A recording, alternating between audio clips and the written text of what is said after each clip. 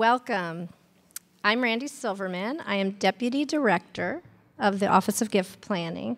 And on behalf of the whole Gift Planning Office and all our campus colleagues, I want to welcome you to our 28th Annual Benjamin Ide Wheeler Lecture and Tea. I think I speak for everyone in our office that this is really our favorite event of the year. We absolutely love it. And you might wonder why. That's because, first and foremost, this is a fun group. You guys are really fun to be around, and we enjoy being with you. But also, we really are so appreciative that you've included the university in your philanthropic planning, either by naming the university in your will or trust, or a beneficiary designation, or by creating a life income gift. And these gifts are really such a significant investment in the future of the university, and we welcome the opportunity to say thank you. And we'd like to thank you in person, and we also are happy for the opportunity to meet some of you in person for the first time. So I wanted to mention that our fearless leader, Kevin Crilly, our executive director, was not able to make it here today, but he sends his regards, and he looks forward to seeing many of you sometime at our next event or soon in the future. I also want to point out some of my gift planning colleagues who you may have had interaction with on the phone or through correspondence. So I think they're in the room. I can't actually see all the way back. But there's Damon Pais. Damon, where are you? I don't know if he's in the room. Yeah, Damon. Samantha Merritt. There she is back there. Melanie Kyle Holtz. And Rebecca DeKalb. So welcome all of my colleagues.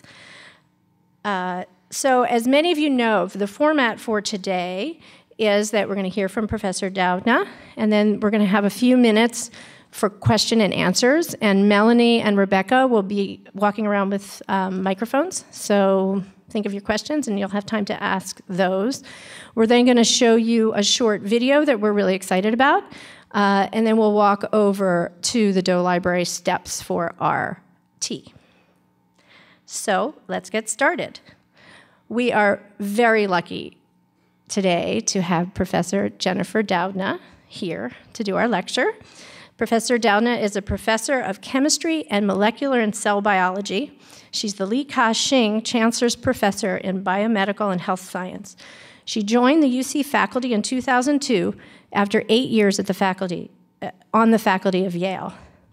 Professor Doudna was raised in Hawaii. She received her BA from Pomona and her PhD from Harvard. She's been a Howard Hughes Medical Institute investigator since 1997, a member of the National Academy of Sciences since 2002. She was named to the American Academy of Arts and Sciences in 2003 and elected to the Institute of Medicine in 2010. Of course, many of you have likely heard her name or seen her in the news. That's because she and her colleagues came up with a method to allow scientists to work inside cells to edit genes. Pretty amazing. She'll talk, I'm sure, more about that. And Professor Doudna has won many awards in her career, but even just this year, she won the 2015 Breakthrough Prize, and she was named by Time magazine as one of the 100 most influential people in the world. So please help me welcome Professor Doudna. Thank you.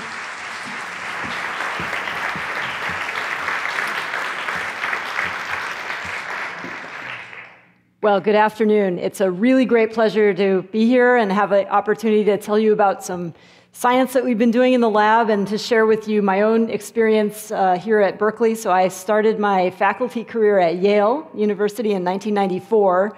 And then I never thought I would leave, but I got a sort of an offer I couldn't refuse in 2002, and I moved here to Berkeley. And I really have to say I credit Berkeley a lot with the science that you'll hear about today. It's a place where I felt like I could expand the kind of science we were doing in my laboratory and start working with some incredible colleagues who have really been instrumental for us in doing the science that you'll hear about. So what I thought I would do today is I want to share with you research that has been going on in my lab over the last 10 years that started as a very basic science project, a curiosity-driven research project that turned into a really exciting technology. And this is a project that started off not with the technology in mind at all, but at some point, as I'll share with you, we realized that we had a tool that would be very useful for various applications. So I thought I would start off by just sort of taking you back to one of the sort of fundamental aspects of molecular biology, and that is really the structure of DNA. And so, in a way, this is where my own science career begins, because when I was in probably the 6th grade, my dad dropped a copy of James Watson's book, The Double Helix, on my bed, and I picked it up, and I just was astounded that scientists could do experiments that would eventually lead to an understanding of this fundamental molecule, DNA. And so we all appreciate that DNA is the way that genetic information is stored in cells. It's the way information is passed along to our progeny. And it's really the code of life. It's the way that all of our characteristics and all of the characteristics of all of the organisms that we know about are conferred and conveyed. And so what's happened over the last 2 decades, really, is that scientists have become increasingly capable at reading that code. So we have now very sophisticated methods for sequencing the DNA in cells, and we probably are aware that for the last 15 years we've known the sequence of the human genome. In other words, all of the 3 billion base pairs in a human cell, we know that code. And that means that we also understand a number of the mutations that occur in cells that give rise to disease or various different phenotypes. And I just wanted to point out that, so again, this is showing you a DNA double helix, and these are the individual letters of the DNA that provide the coding information in cells.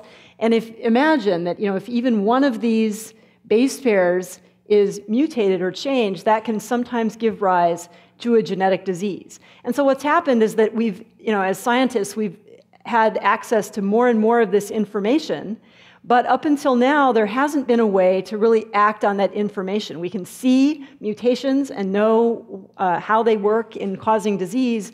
We haven't had a way to change the sequence in DNA inside of cells in a way that would lead to treatments for disease, for example, or certainly many other kinds of applications that I'll share with you. So imagine that we had a way, what if we had a technology that allowed you or a scientist, to go into a cell, and just like you edit words or letters in a word processing program, what if we could do that in the DNA of cells? We could very precisely make a specific change in the genetic material of a cell that would correct a disease-causing mutation or allow scientists to test the effect of a mutation in a cell. And I'm going to tell you today about a technology for doing exactly that. And this is a technology that came about not through a focused effort to find a method to do this, but it was actually through a curiosity-driven project that came about through our interest in understanding how bacteria fight viral infection.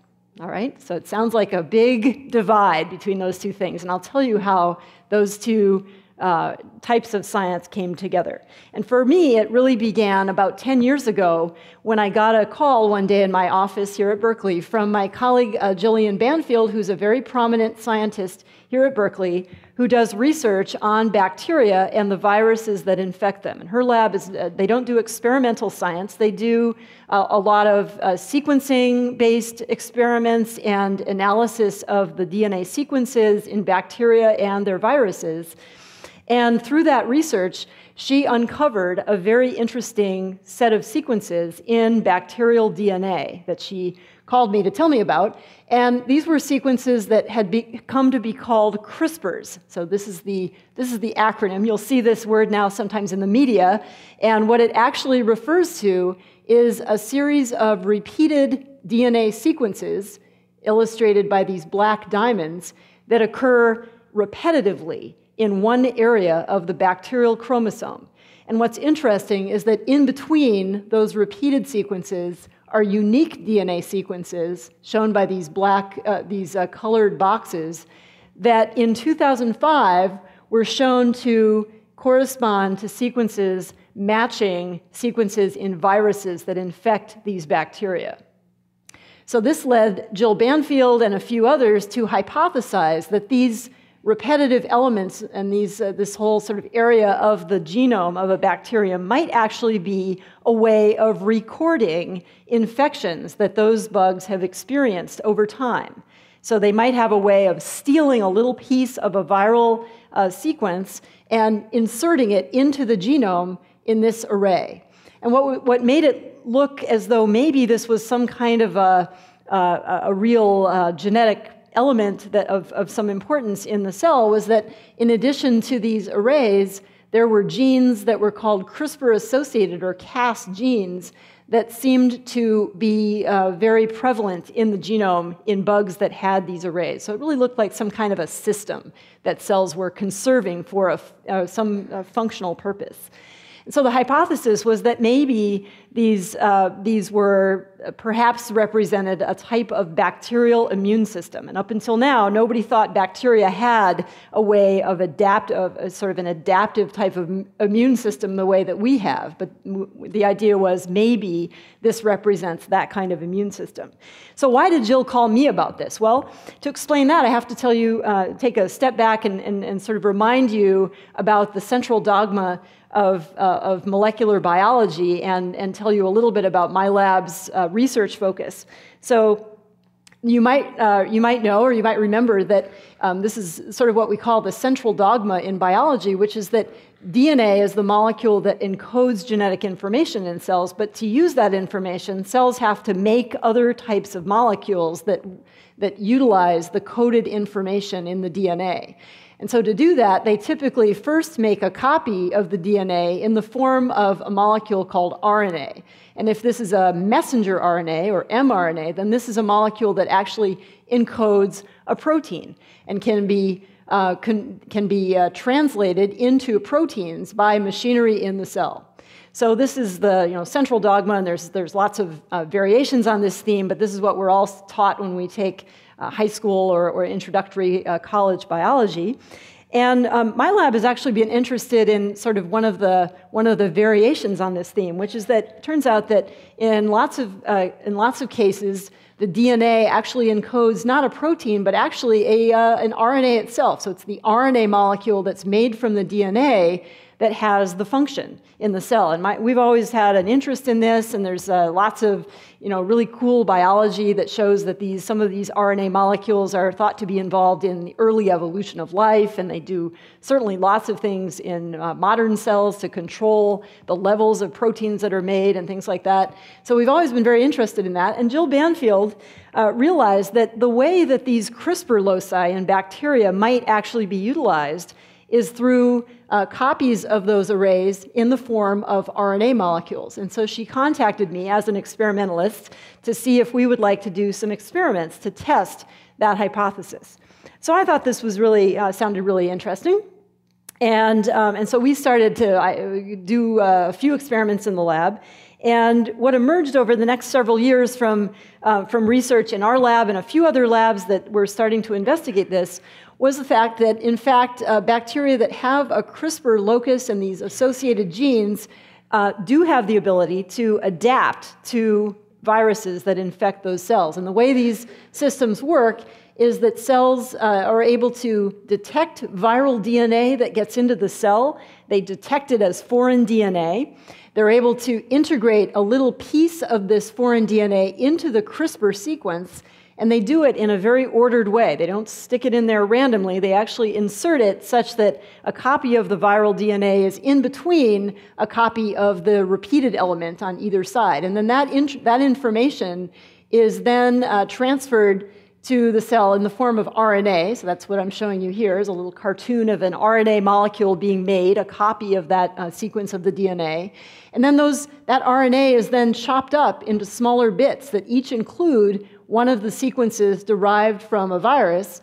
And those RNAs assemble with proteins encoded by these Cas genes to form an RNA protein targeting complex that can use the information in the RNA to base pair, to make a matching helical interaction with DNA molecules that have the same sequence.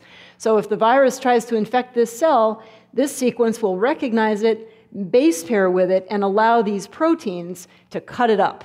Okay, so it's a very clever way that these cells can adapt to new viruses by acquiring their sequences and then employing them in this fashion.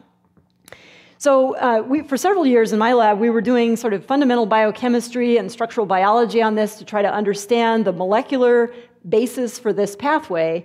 And that eventually led to my invitation to attend a conference of the American Society of Microbiology in 2011, a meeting I would have in the past never have been invited to because I'm not a microbiologist, but it was a fun conference to go to because there were other scientists there who were talking about similar types of research. And while I was there, I met this person, Emmanuelle Charpentier, who at the time was located, she had a lab in Sweden, and she is a medical microbiologist who was studying a CRISPR pathway in a particular type of bacterium that infects humans. It's an important human pathogen. And what was interesting in talking to her was that we realized that we could put our expertise together to work on a new project as a collaboration. So her lab was studying a type of CRISPR pathway that uses a single gene called Cas9 to protect the cell. And that was an idea that was known genetically. We had genetic information that that gene was very important. But at the time, nobody knew what the function of the encoded protein of that gene really was. And so that was the question that we set out to address. What is the function of this Cas9 protein? How does it protect cells from viral infection? So we teamed up to do this. And so I came back to my lab at Berkeley and enlisted the help of this guy, Martin Jinek, who was at the time working in my lab here at Berkeley. And in Emmanuelle's lab, Krzysztof Chylinski, shown here, was a student who was the person on the other side of the Atlantic who was doing experiments in Emmanuelle's lab, and later with help from Inez Fanfara. But it was really these two guys that did the experiments that I'll describe on the next couple of slides that led to what I sort of call the aha moment. And for us, the aha moment was the finding that this Cas9 protein is actually a programmable protein. Imagine that. It's a protein that we can actually program to go into the DNA of a cell and find a particular DNA sequence, not anywhere, but a very specific sequence that we as scientists can designate. Okay, so we can program it to find that sequence, and when it gets there, it makes a very precise cut in the DNA. So it's like a scalpel, a molecular scalpel that we can program to make a very precise cut in the DNA of a cell. So how does that work? So I thought I would first show you a picture of a 3D printed model of Cas9. Okay, so we now have crystal structures of this protein. That means we actually know the molecular structure of this protein, which gives us a lot of information about how it actually works. And so here's a 3D printed model of the protein. So the protein is shown in white. And it's really so you can see it maybe here that it's sort of shaped like a clamshell or a baseball glove. It's got a cleft in the center, and it's grabbing on to these colored molecules, which are the nucleic acids, the RNA and DNA. So how does the programming work? Well, the programming works because this protein binds to an RNA molecule, and that's shown here in orange. And when it does, it allows this protein RNA complex to interact with DNA. And remember, DNA is a double helix, right? We have two strands of the DNA. And this protein is able to bind to DNA, open up the double helix, and form a very tight interaction with the DNA. In the next slide, I'm actually showing you the same model, but I've stripped away a piece of the protein so you can see inside. Look at that. There's a beautiful RNA-DNA hybrid that forms when this binds to DNA. And that's how the protein is programmed, because it's the sequence of this orange RNA molecule that provides the information. It tells this protein where to go in the DNA. It finds a site that matches the 20 nucleotides in this RNA. And it forms this RNA-DNA hybrid. The DNA, the other strand of the DNA unwinds in that region and allows this protein to bind. And when that happens, it has two molecular blades that cut each strand of the DNA. It makes a very precise double-stranded break in the DNA.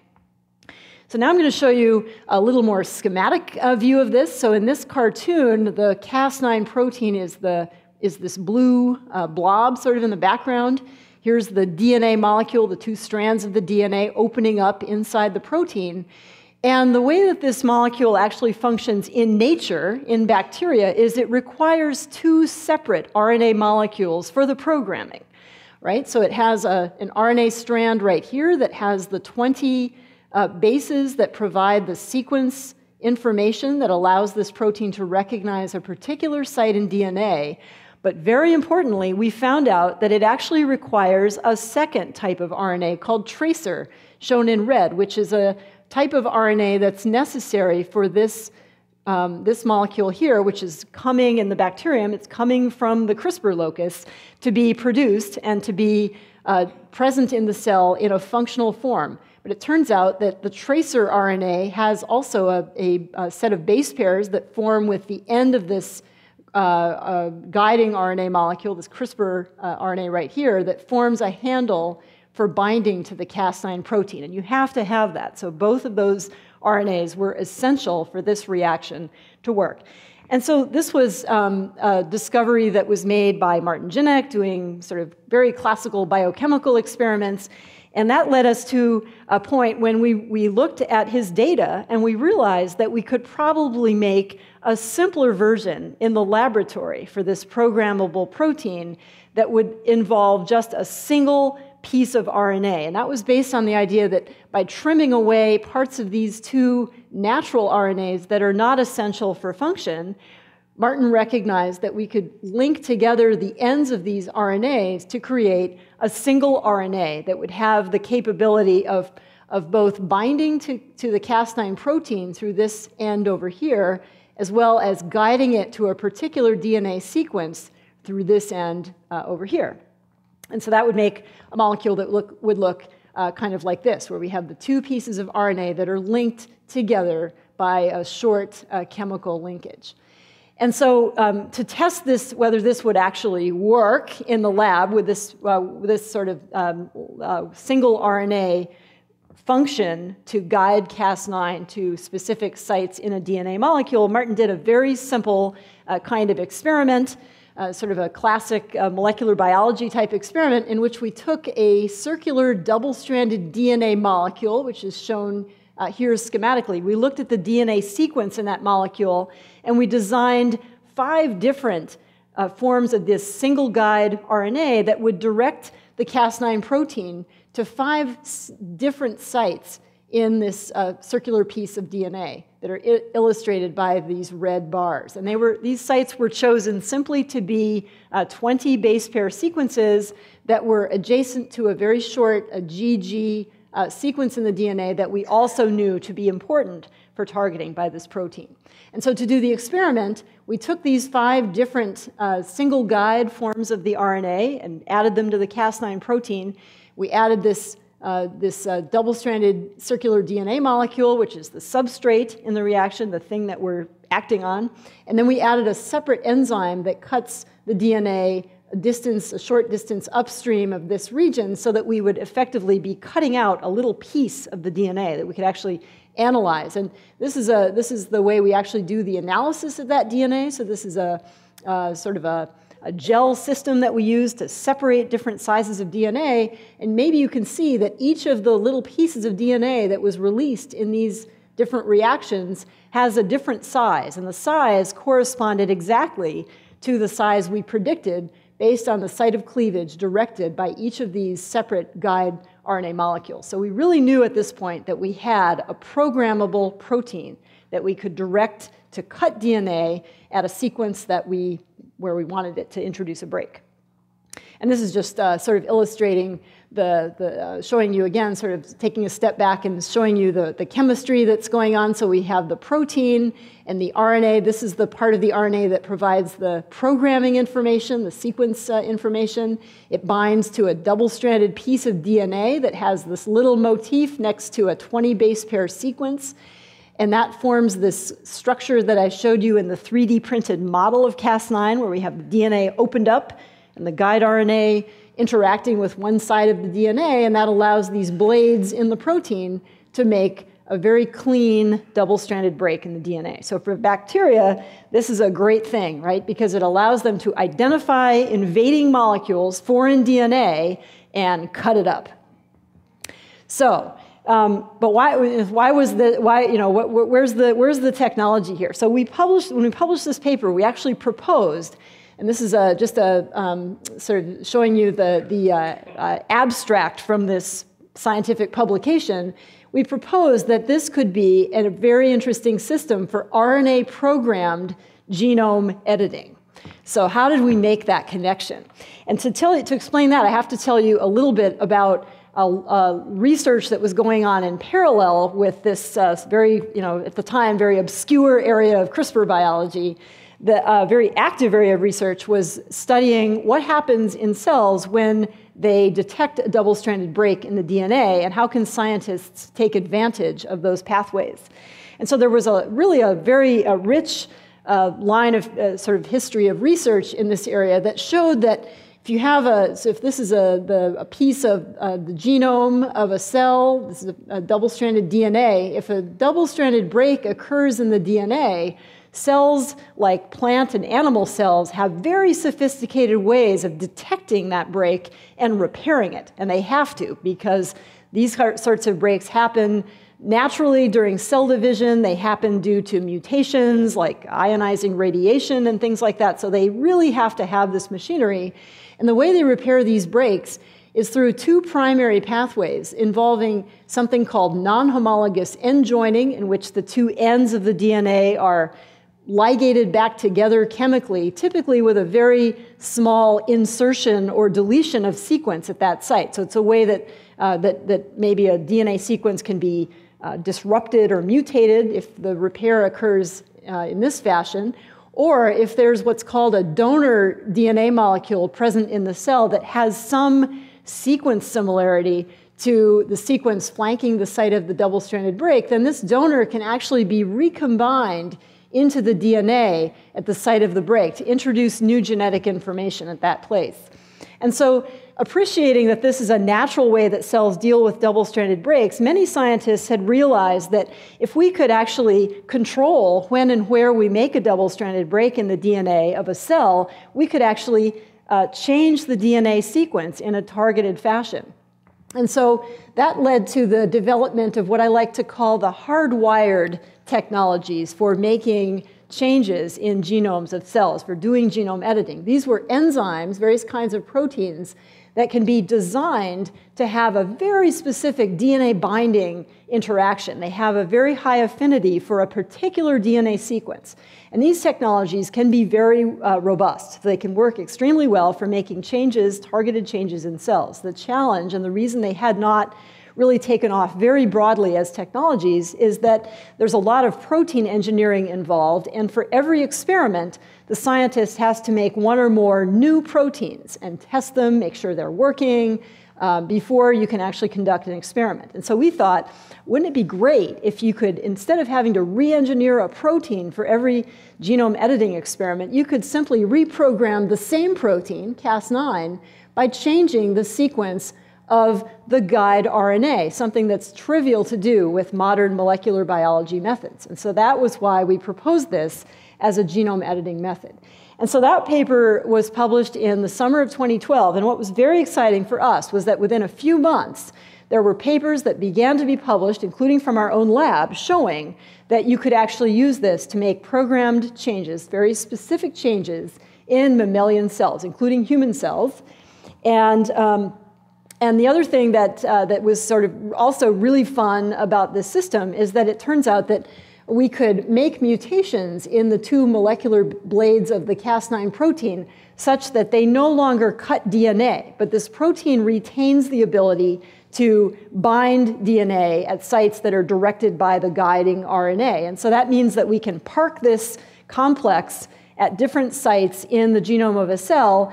And so it was possible then to use that for what's called transcriptional control. We could control when and where proteins were being expressed from the genome by blocking access to particular sites using this sort of engineered version of the Cas9 protein. And it's also been possible to use the same kind of strategy to light up particular parts of the genome in living cells by actually using a fluorescent version of the Cas9 protein.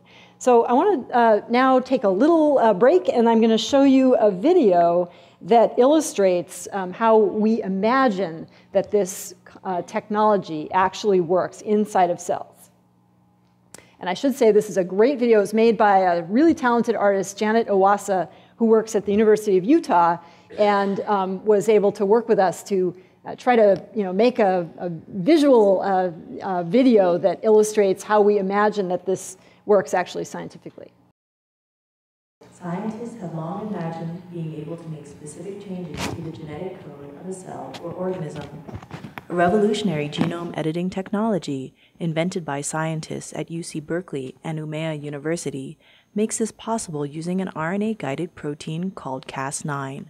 Cas9 searches through the cell's vast genetic material until it finds a sequence of DNA that matches the sequence of its programmable guide RNA. The guide RNA enables Cas9 to open the DNA helix and to position two molecular blades to cut each strand of the DNA double helix. Repair enzymes seal the gap in the broken DNA, sometimes by inserting new genetic information supplied by the cell or the experimenter. In this way, disease-causing mutations can be corrected by changing the underlying genetic code. Scientists are now using Cas9 technology for research applications in human health, agriculture, and bioenergy. This technology took off incredibly fast, faster than I think anything that I've certainly seen in my scientific career. Why was that? Well, because it's easy to use, and it just tends to work quite well in most cell types that scientists have tested. And this is a chart that was given to me recently by someone at Cold Spring Harbor Laboratories who has been charting the number of scientific publications in the literature that use this technology. And you can see that the growth has been exponential, right? So we just see a large number of papers. There are now over 1,000 papers published just since early 2013 that use this technology for genome editing. So it's been incredibly exciting, as you can imagine, to be watching this going on and seeing all of the really exciting science that's enabled by this approach. So I wanted to share with you when it came home to me, the real power of this technology. And again, it goes back to my wonderful colleagues here at Berkeley. So I was walking across the Berkeley campus in early the spring of 2013 when these papers were just starting to appear. And I was talking to a colleague of mine, Russell Vance, who's a prominent immunologist here. And Russell said, we really ought to be using this Cas9 technology to do genome editing in mice. We should be using it to help us make mouse models of human disease. Can you help us? And I said, sure, send a student over. So he did. He sent a student to my lab, and I gave them some constructs. Didn't hear from him for a few weeks. And then one day, he emailed me, and he said, Jennifer, this technology is really amazing. And he described an experiment that they had done. So what they had done was they had basically taken constructs that allow expression of the Cas9 protein and guide RNA inside of cells, and they had used it to inject into a fertilized mouse egg, or probably multiple. So this is showing you an example of this experiment. So we have a pipette over here that's holding a fertilized mouse egg, and on this side you can see a needle that's injecting that egg with material, and in this case it was the Cas9 protein and guide RNA. And so this is the way the experiment is done. Then these eggs are then implanted into a female mouse, and she is then those animals develop and they are born. And here was the resulting progeny of that experiment. And to understand why this was an exciting moment, you have to understand the way this experiment was designed. So this is a strain of mice that normally are black, and what Russell's lab had done was to design a guide RNA that targets a gene that's essential for the black coat color in these animals, okay, to make a knockout of that gene. And the result was that in 6 of 8 of these animals, they got a double knockout of that gene, such that the mice are now white, okay? So this was really astounding, the efficiency of this and the idea that it was really fast to do. So within a few weeks, they could make these genetically modified mice. And you should understand that these are what's called germline modifications. That means that these animals have changes in the DNA at the site that was where the Cas9 protein made a cut, and we could figure that out by sequencing DNA from these animals. And these animals then can pass that mutation on to their progeny, to their children, right, their offspring. So very powerful. So I showed this picture to people in my lab. My lab is full of students and people that are like me, are interested in molecules and think about biochemistry and structural biology. Half of my students said, wow, that's really cool. And the other half said, that is really freaky, right? And if you think about it, you might feel that way too, because it means that it's very easy to make a germline change in a mammal like this, meaning that maybe it wouldn't be so hard to do that in humans, right? So we'll come back to that point. So right now, scientists are now using the CRISPR-Cas9 technology to do genome editing in many different kinds of organisms and for all sorts of applications. And I want to just mention a few. So it works nicely in plants, and this is really transforming the way that scientists can study plants and can make changes in the plant genome that allow them to test various ideas, potentially to make plants more resistant to insects and environmental changes and things of that nature. Also in various kinds of microbes and fungi. So there's an active program here at Berkeley in the Energy Biosciences Institute, for example, to use Cas9 to engineer fungi to be better at producing biofuels. And then many applications in all sorts of animals. So in pigs, in other kinds of animals, pets, and also in animals that are important for both understanding and treating human disease. So cells like stem cells can be edited quite easily, as well as animals that we use as models for human disease. And we hope eventually that this will be a technology that will be used to actually treat patients that have genetic disease. And all of these ideas are really exciting and moving forward very quickly, both in academic labs around the world now, as well as in a number of companies. So I want to just to share with you a little bit of science, because I have to tell you a little bit about sort of active research that's going on in my lab. So one of the questions that people often ask, and it's one that we think about a lot too, is how does this protein find target sites in genomic DNA? How does it actually do that? So you know now that it's got this guide RNA, but how does it actually search through the DNA? Imagine having to go through the 3 billion base pairs of the human genome to find a single 20 base pair site and bind there and make a cut. It's a big challenge. So how does that work? And I want to just show you one experiment that's being conducted by a student in the lab. He's actually a student jointly with my lab and the lab of Robert Tijan here at Berkeley. And he's using a method to actually visualize the behavior of Cas9 proteins inside of the nuclei of living cells. So the way that this works is that what we do is we have a method for putting a fluorescent label on the Cas9 protein inside of living cells. And that allows us to watch, using very sophisticated microscopes, the behavior of these labeled Cas9 proteins as they move around the nucleus and look at their, how they interact with the material in the nucleus. And so I'm going to run this. It's a little movie, and you can sort of compare the behavior of these Cas9 particles on the bottom to the behavior of 2 different types of fluorescently labeled proteins that we're looking at. One is called a transcription factor that has to search DNA also for particular places where it's going to start making a piece of RNA. And then the other is a protein up here, which is one of the proteins that DNA winds around when it gets compacted inside of the cell. And so as you watch these, sort of compare the kinetics of particles in these different examples, you might notice that in general, these Cas9 particles are moving around the cell a lot faster than what we see for either of these proteins up here. So generally, it looks like this is a protein that has really fast kinetics in the cell for reasons that we don't yet fully understand. And then we can actually watch how that behavior changes when we program Cas9 with different kinds of guide RNAs. So this is a plot of the behavior of particles of Cas9 when they're on their own, so there's no guide RNA added to these cells, so the protein doesn't have any way of finding a particular place in the DNA. And what we're plotting here is the log of the diffusion coefficient on the x-axis, and on the y-axis, the frequency of particles with that kinetic behavior, and we get a plot that looks like this. So a lot of the particles are moving fairly quickly around the cell, and we get a very similar kind of behavior if we program the Cas9 protein with what we call a nonsense guide. So this is a guide RNA that doesn't direct it to any particular place in the genome. It doesn't have a matching sequence in this genome.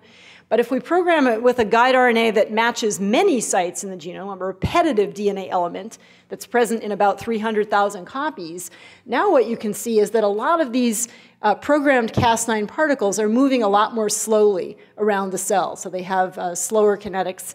And we think that's because many of them are now finding sites in the DNA and binding and sticking and hanging around for a while. And so we're using this kind of approach to figure out things like how long does it take a Cas9 RNA complex to find a single site in the human genome and make a cut, right? And we'd really like to understand that because we also want to understand how it interacts with off-target sites. We want to avoid background cutting. This will be clearly very important for applications such as human therapeutics and is something that we can get at using this kind of science approach. And so this is our current thinking about the way the Cas9 protein actually works, is that it binds and releases DNA very quickly. So we don't have any evidence that it binds and slides along DNA. It looks like it actually binds and releases DNA very quickly when it encounters this little motif that is important for initial interaction with DNA that slows down the release, the off rate of this complex, and it provides time for the Cas9 guide RNA to interact with DNA. And if it starts to base pair with that DNA, then the DNA begins to unwind. And if the base pairing complementarity continues, then eventually we get a fully bound DNA molecule that's locally unwound in this region and allows the molecular blades of the Cas9 protein to make a clean cut. And so I wanted to show you one more thing that sort of illustrates what we think happens. And one of the ways that this protein has the energy to unwind the DNA helix. How does that work? It's a sort of an amazing thing. It's able to open up double-stranded DNA, and if you think about that, the energetics of that are, that seems like that would certainly require a lot of effort. And we think the way the protein does this is through change in its own structure, the change in the conformation of the protein that it undergoes upon interaction with nucleic acid. And this is a movie that just illustrates the change that we think this protein goes through when it binds to RNA and DNA. So we're starting off by looking at a structure of the protein alone that was solved in the lab here. And it's going to show you a structural rearrangement of this protein that occurs when it binds to RNA and DNA. And there's a huge motion in the protein over here. This part of the protein swings down and creates part of the channel where the RNA-DNA hybrid ends up in the fully bound complex. A big conformational change. We didn't believe it at first, and we've now done a lot of experiments to really test this, whether this conformational change really happens. We have a lot of evidence that it does, and we think that this is the way that this protein is able to unwind DNA by undergoing this probably very favorable change in its own structure. So finally, I just want to come back to this question of applications of this. And so one of the things that has been going on at Berkeley that I've been working on since this whole Cas9 genome editing field has started to take off is realizing that there's a lot of opportunities with this, and there's also a lot of challenges as we think about how to employ it in a responsible fashion. And so in January, I got together with a group of colleagues that met up in the Napa Valley to have a one-day discussion about this, and that led to publication of a perspective that appeared in the magazine Science in March, in which we proposed what we called a prudent path forward for genome engineering, and in particular, thinking about what is probably the most potentially ethically challenging application, which is application in the human germline. That would mean making changes in a fertilized human egg or embryo that would lead to a genetic modification that would be present then in all of the cells of the person that would develop from that embryo and could be passed on to their children. And thinking about whether and when that would be an appropriate way to apply this technology as a therapeutic application. So that has led to a lot of interest in the media and other scientists, and I think we really want to stay out in front of this and in leading this conversation, providing education to people about how does this work and helping people to understand it and then to be able to make informed decisions about its application. So right now we're involved in organizing future meetings to begin this fall that will discuss this issue with a broader international group of scientists and lead to, we hope, guidelines that will help people around the world to think about this and to apply the technology in a responsible fashion. And I can't resist showing you a few of the media headlines that appeared after that first perspective piece, just showing that this has generated really tremendous interest in the public about understanding the technology and thinking about its potential to really help and affect human society in different ways. And I'd be happy to answer questions if you have them about that or anything else. And I just can't close before I thank the wonderful people that have been involved in this. So this is a photograph of the students and postdoctoral associates in my lab as of last summer. So I took them all to a meeting in Hawaii, and we had a great time sort of visiting my hometown and talking about where I got started in science and thinking about where they want to go in their careers. Terrific group, and we've also, as I mentioned, had wonderful collaborators here. I didn't have a chance to mention Eva Nogales during my talk, but she's a very close friend and colleague of mine here at Berkeley who does a lot of beautiful structural biology on various systems. And ever since I moved to Berkeley 13 years ago, we've had a long-standing series of collaborations between our two labs. So she's a very important colleague for me here at Berkeley, as well as these other folks that I certainly mentioned, Emmanuel. And finally, our funding. So I'm a Howard Hughes Medical Institute investigator, and we've also had really central support from the Gates Foundation and from the NIH and the National Science Foundation. Thank you.